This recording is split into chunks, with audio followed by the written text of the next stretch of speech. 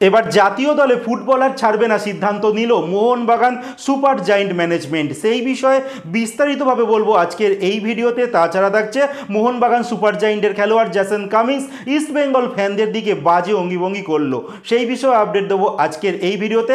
তাছাড়া semifinal Durand কাপের ইস্টবেঙ্গল আর diamond Harbour এফসির ম্যাচের টিকিটের কী খবর আছে তারও আপডেট দেবো আজকের এই ভিডিওতে। তার আগে প্রতিদিনের মতো বলবো খেলার আপডেট খবর পাওয়ার জন্য আমাদের চ্যানেলটিকে সাবস্ক্রাইব করতে একদম ভুলো না। তো চলো শুরু করা যাক আজকের প্রথম খবর। আজকের প্রথম খবরটি শুরু করছি ডুরান্ড কাপের 4 নম্বর কোয়ার্টার ফাইনাল ম্যাচটা হয়ে গেছে ইস্টবেঙ্গল আর মোহনবাগানের মধ্যে। যেই ম্যাচটা অনেকেই হয়তো আশা করেনি ইস্টবেঙ্গল এত সুন্দর ফুটবল খেলবে, বাট আলটিমেট কিন্তু ইস্টবেঙ্গল এত ভালোটাই ফুটবল খেলেছে আর মোহনবাগানকে 2-1 গোলে হারিয়ে দিয়েছে।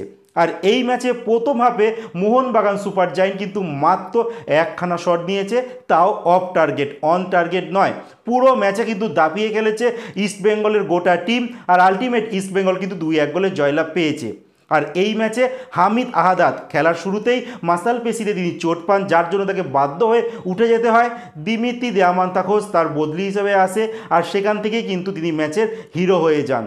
তিনি এই ম্যাচে 2খানা গোল করেছেন। আর উল্টো দিকে মোহনবাগানের অনিরুদ্ধ থাপা সেকেন্ড হাফে একটা গোল করে আলটিমেট ইস্টবেঙ্গল দল 2-1 গোলে মোহনবাগানকে হারিয়ে তারা কিন্তু সেমিফাইনালে চলে গেল। আর সেমিফাইনালে কিন্তু তারা মুখোমুখি হতে চলেছে ডায়মন্ড হারবার এফসির বিরুদ্ধে।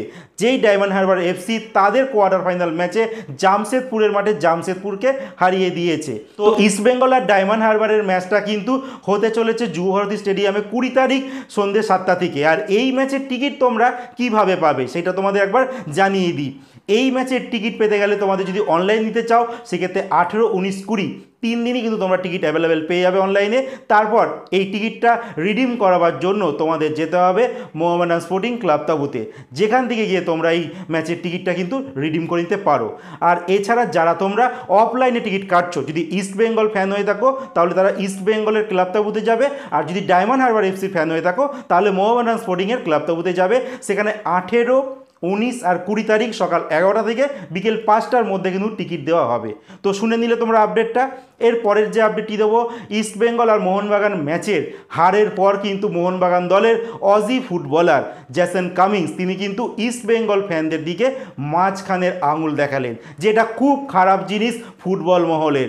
হার তো থাকেই খেলাতে, তা বলে এই জিনিসটা করা একদমই বাজে। তো যাই হোক, মোহনবাগান হেরে গেছে আর মোহনবাগান কিন্তু এবার জাতীয় দলে ফুটবলার ছাড়বে না, তাদের কোচ হোসে মলিনা জানিয়ে দিয়েছে। প্লাস তাদের ম্যানেজমেন্টেরও কিন্তু একই সিদ্ধান্ত, তারা জাতীয় দলে কিন্তু এবার ফুটবলার ছাড়ছে না। কারণ হিসেবে তারা বলছে তাদের এএফসি চ্যাম্পিয়ন্স লিগের 2 ম্যাচ রয়েছে 16 সেপ্টেম্বর আর 1 মাস মতো বাকি। আর সেই ম্যাচের প্রস্তুতি করার জন্য তারা জাতীয় দলের খেলোয়াড়দেরকে তারা ছাড়বে না। ইতিমধ্যেই কিন্তু এআইএফএফের তরফ থেকে ইস্টবেঙ্গল, মোহনবাগান, নর্থ ইস্ট আর জামশেদপুরের কিছু খেলোয়াড়ের লিস্ট পাঠিয়েছিল, যারা এখনও অবধি 16 তারিখ থেকে যে ক্যাম্প ব্যাঙ্গালোরে চলছে সেই ক্যাম্পে যোগদান করেনি। তাদেরকে বলা হয়েছে তাদের টিমের খেলা শেষ হয়ে গেলে তারা জাতীয় দলের ক্যাম্পে যোগদান করে। সেখান থেকে জামশেদপুরের খেলোয়াড়রা যোগদান করবে। ইস্টবেঙ্গলের এখনও খেলা আছে ডুরান্ড কাপে, যার জন্য ইস্টবেঙ্গল এখনও খেলোয়াড়রা যোগদান করবে না। নর্থ ইস্টও সেম ইস্টবেঙ্গলের মতো অবস্থা, কিন্তু মোহনবাগানের অনেক খেলোয়াড় কিন্তু জাতীয় দলে খেলে। আর মোহনবাগানের ম্যানেজমেন্ট সিদ্ধান্ত নিয়েছে যে তাদেরকে তারা ছাড়বে না, কারণ তাদের ক্লাব এএফসি টুর্নামেন্ট খেলবে 16 তারিখ তুর্কমেনিস্তানের টিম আহালের সঙ্গে। আর এই আহালি একমাত্র টিম মোহনবাগানের গ্রুপে কমজোর টিম। মোহনবাগান যদি খুব ইজিভাবে কোনো টিমকে হারাতে পারে সেইটা কিন্তু এই আহাল তুর্কমেনিস্তানের এই টিমটা কিন্তু যথেষ্ট একটা কমজোর টিম এই গ্রুপে বলা হচ্ছে। তো মোহনবাগানের কাছে একটা সুবর্ণ সুযোগ রয়েছে। বাট আমি তো এইটা আমার ব্যক্তিগতভাবে যদি আমি বলি, এটা একটা ভালো জিনিস হলো ভারতীয় ফুটবলের জন্য। কারণ মোহনবাগানের 2জন খেলোয়াড়কে আমি বিশেষ করে জানি, লিস্টন কোলাসো আর মনবীর সিং, যারা দেশের জার্সি পরে একদম জঘন্য থেকে জঘন্য ফুটবল খেলে, কিন্তু ক্লাব লেভেলের জার্সি পরলে তারা ভালো ফুটবল খেলে। তো সেক্ষেত্রে ভারতীয় দলের জন্য মঙ্গল হয়েছে যে এই সমস্ত খেলোয়াড় ক্লাবেই খেলুক, তারা যেন জাতীয় দলে না খেলে। আর কোচ খালিদ জামিল যেন এই খেলোয়াড়দের জায়গায় নতুন কিছু খেলোয়াড় যারা কিছু করে দেখাতে চায় দেশের জন্য, সেই সমস্ত খেলোয়াড়দের যেন চান্স দেওয়া হয়। না হলে এই সমস্ত খেলোয়াড়রা যদি দেশের জার্সি পরে খেলে তাহলে কিন্তু এই খেলাটাকেই গন্ধ করবে। তো আপাতত মোহনবাগান কিন্তু খেলোয়াড় ছাড়ছে না। জাতীয় সিনিয়র দলের পাশাপাশি মোহনবাগান সুপার জায়েন্ট দল কিন্তু অনূর্ধ্ব 23 যে জাতীয় দলের ক্যাম্প চলছে, আর আগামী সেপ্টেম্বরে আমাদের ভারতীয় অনূর্ধ্ব 23 যে দল রয়েছে যারা এএফসি এশিয়ান কাপ কোয়ালিফায়ার অনূর্ধ্ব 23-এর যে ম্যাচ ম্যাচ খেলবে, সেখানেও কিন্তু মোহনবাগানের 4জন ফুটবলারকে সম্ভবত মোহনবাগান ছাড়ছে না। এই 4জন ফুটবলারকে সুহেল ভাট রয়েছে, অভিষেক সিং টেকচাম রয়েছে, দিব্যেন্দু বিশ্বাস রয়েছে, প্রিয়াংশ দুবে রয়েছে।